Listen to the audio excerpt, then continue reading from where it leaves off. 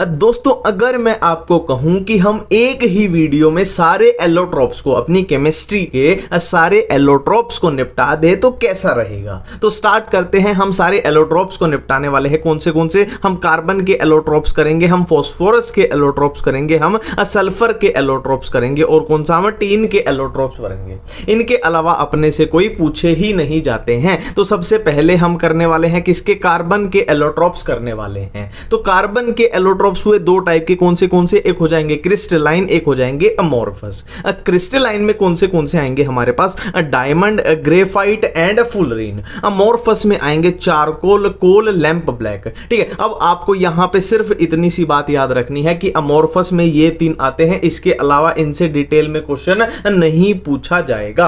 अब डिटेल में क्वेश्चन कहां से आएगा, डायमंड के बारे में, ग्रेफाइट के बारे में, फुलरीन के बारे में। तो डायमंड और ग्रेफाइट का हम डिफरेंस के बेसिस पे ही इनको निपटा लेते हैं। देखो डायमंड में क्या है, हाइब्रिडाइजेशन कार्बन की आपसे पूछी जाएगी, बहुत सुपर हिट क्वेश्चन है। sp3 हाइब्रिडाइजेशन होती है, जबकि ग्रेफाइट की बात करें तो यहां पे कार्बन की हाइब्रिडाइजेशन sp2 पाई जाती है। सुपर हिट क्वेश्चन हो गया। दूसरा सुपर हिट क्वेश्चन है कि इलेक्ट्रॉन की डीलोकलाइजेशन डायमंड में क्या होती है, अब्सेंट होती है, मतलब इलेक्ट्रॉन की डीलोकलाइजेशन नहीं पाई जाती। जबकि ग्रेफाइट में बात करें तो इलेक्ट्रॉन की डीलोकलाइजेशन इसमें होती है। अब सिंपल सी बात है, इलेक्ट्रॉन की डीलोकलाइजेशन है मतलब इलेक्ट्रॉन की मूवमेंट हो रही है, तो क्या है, इलेक्ट्रिसिटी को भी ये कंडक्ट करेगा, है ना, क्योंकि इलेक्ट्रिसिटी को कंडक्ट करने में किसका हाथ है, इलेक्ट्रॉन की मूवमेंट का हाथ है। अब इसमें इलेक्ट्रॉन की मूवमेंट ही नहीं हो रही तो ये इंसुलेटर होता है, यानी इलेक्ट्रिसिटी को ये कंडक्ट क्या है, डायमंड नहीं करता है।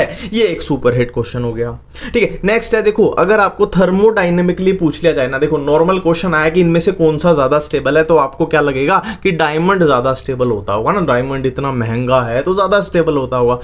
बट यहां पे ध्यान रखना है कि थर्मोडायनेमिकली कौन सा ज्यादा स्टेबल होता है, ग्रेफाइट ज्यादा स्टेबल होता है डायमंड के कंपैरिजन में।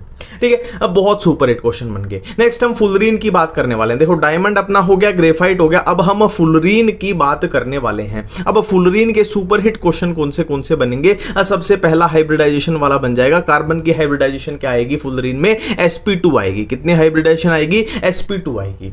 नेक्स्ट इसमें सुपर हिट क्वेश्चन क्या है कि कार्बन की, आपके सामने क्वेश्चन आ जाए कि कार्बन की प्योरेस्ट फॉर्म कौन सी होती है, और आपके पास ऑप्शन में आ जाए कि डायमंड होती है, ग्रेफाइट होती है, फुलरीन होती है या फिर चारकोल होती है, तो आंसर जाना चाहिए फुलरीन। आपका आंसर जाना चाहिए कि फुलरीन क्या है, प्योरेस्ट फॉर्म ऑफ कार्बन होती है। ठीक है, नेक्स्ट बात करें, इसमें डैंगलिंग बॉन्ड्स जो है अब्सेंट होते हैं। डैंगलिंग बॉन्ड्स क्या है, बेसिकली एक तरीके से, इस तरीके से याद रखना कि इंप्योरिटी है। अब इंप्योरिटी इसमें अब्सेंट है, इसीलिए ये प्योरेस्ट फॉर्म ऑफ कार्बन है, सिंपल सी बात है।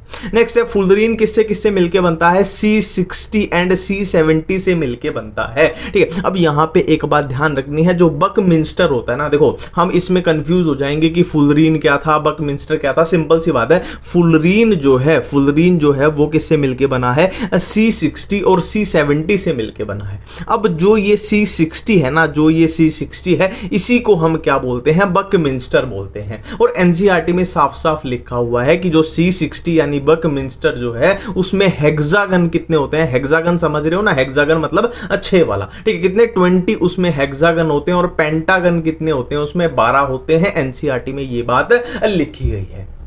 ठीक है, कार्बन के एलोट्रोप्स अपने कंप्लीट हो चुके हैं, यहां पे लाइन लगा देते हैं। यहां पे कार्बन के एलोट्रोप्स हुए कंप्लीट। अब हम बात करने वाले हैं किसके बारे में, फास्फोरस के एलोट्रोप्स के बारे में बात करने वाले हैं। तो फास्फोरस के 3 एलोट्रोप्स होते हैं, एक हुआ अपना व्हाइट फास्फोरस, एक रेड फास्फोरस, एक ब्लैक फास्फोरस। और ब्लैक में भी अपने पास 2 टाइप के होते हैं। पेन को थोड़ा सा पतला कर लेते हैं इधर। ठीक है, तो ब्लैक में 2 टाइप के होंगे, कौन से, एक अल्फा ब्लैक होगा, एक बीटा ब्लैक होगा। एक बार फिर से करते हैं, व्हाइट, रेड एंड ब्लैक। और ब्लैक भी 2 टाइप के, एक अल्फा होगा, एक बीटा होगा। ठीक है, अब देखते हैं, देखो फॉर्मेशन किसकी कैसी होती है, ये अगर चार्ट आपको याद रहता है तो आपको कभी भी कोई भी कंफ्यूजन नहीं होगी। देखो सिंपल सा है, व्हाइट फास्फोरस को अगर 573 केल्विन दोगे तो रेड फास्फोरस बन जाएगा। ठीक है, रेड फास्फोरस को 803 केल्विन दोगे तो अल्फा ब्लैक फास्फोरस बन जाएगा। और व्हाइट फास्फोरस को 473 केल्विन दोगे तो बीटा ब्लैक फास्फोरस बन जाएगा। सिंपल सी बात है, ये सारी फॉर्मेशन अपनी क्लियर है। नेक्स्ट इसमें सोल्यूबिलिटी का क्वेश्चन पूछा जाता है कि ये अपना व्हाइट फास्फोरस, ये रेड फास्फोरस, ये है अपना क्या ब्लैक फास्फोरस। अब सोल्यूबिलिटी अपने से पूछी जाएगी, एक तो पूछी जाएगी कि वाटर में बताओ, एक बताओ किसमें CS2 में बताओ। सिंपल सा याद रखना, हर जगह insoluble insoluble insoluble insoluble insoluble, बस इतनी सी बात आपको याद रखनी है कि जो व्हाइट फास्फोरस होता है वो CS2 में सोल्यूबल होता है, बाकी हर जगह insoluble insoluble insoluble insoluble insoluble. बात खत्म है, वाटर और CS2 की बात की गई है। व्हाइट फॉस्फोरस किसमें CS2 में सोल्यूबल होता है। ठीक है, अब नेक्स्ट बात की जाए, क्या एलोट्रोप्स ऑफ टीन की बात कर रहे हैं, टीन की बात कर रहे हैं। इसके दो एलोट्रोप्स होते हैं, एक ग्रे वाला होगा, एक व्हाइट वाला होगा। क्वेश्चन सिर्फ इतना सा पूछा जाता है कि कौन सा पाउडर फॉर्म होता है, कौन सा हार्ड होता है। सिंपल सा आपको याद रखना है कि ग्रे जो होता है वो पाउडर होता है, ग्रे जो होता है वो पाउडर फॉर्म में होता है, और व्हाइट टीन जो होता है वो हार्ड होता है। मैंने क्या बोला, टीन के अगर एलोट्रोप्स का क्वेश्चन आया तो यही आपसे पूछा जाएगा कि पाउडर फॉर्म में कौन सा था, ग्रे वाला था, और हार्ड फॉर्म में कौन सा था, व्हाइट वाला था। ठीक है, नेक्स्ट हम सल्फर के एलोट्रोप्स की बात कर रहे हैं। तो एलोट्रोप्स सल्फर के कैसे कैसे होंगे, एक क्रिस्टलाइन होंगे, एक एमोर्फस होंगे। क्रिस्टलाइन में कौन से आ जाएंगे, रोम्बिक एंड मोनोक्लिनिक। अब रोम्बिक को अल्फा भी बोलते हैं और मोनोक्लिनिक को बीटा भी बोला जाता है। अब इनका कन्वर्जन दिया हुआ है कि अल्फा, देखो सिंपल सा है, टेम्परेचर का आपको बस याद रखना है कि ये क्या है 369 केल्विन। अगर इससे ज्यादा टेम्परेचर करोगे तो अल्फा वाला बीटा में कन्वर्ट हो जाएगा, और इससे कम टेम्परेचर करोगे, 369 केल्विन से कम टेम्परेचर करोगे तो बीटा क्या है, अल्फा में कन्वर्ट हो जाएगा। तो ट्रांजिशन टेम्परेचर कितना हो गया, ट्रांजिशन टेम्परेचर यहां पूछ लिया जाए अपने से, 369 केल्विन हो जाएगा अल्फा और बीटा का।